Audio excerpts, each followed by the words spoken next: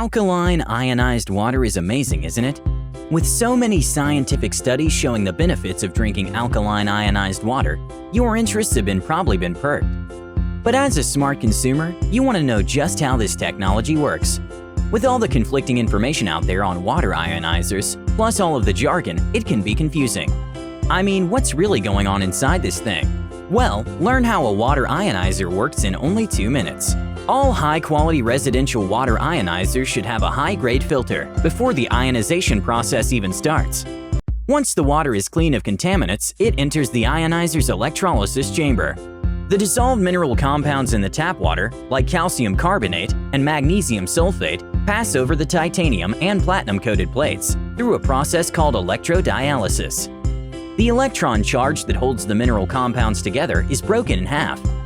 Positively charged ions, such as calcium, magnesium, and potassium, are drawn toward the negatively charged plate, also known as cathode. Negatively charged ions, such as carbonate and sulfate, are drawn for the positively charged plate, also known as anode.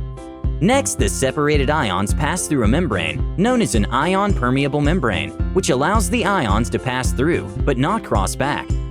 On each side, the alkaline ions and the acidic ions exist on their own for only an instant before combining with water molecules. Coming together on opposite sides, the alkaline ions in the water molecules form mineral hydrates.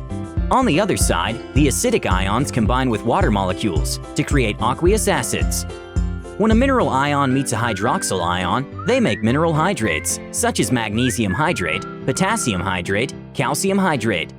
Trace minerals like zinc and manganese also make appearances in order to create powerful ORP antioxidants and high pH level.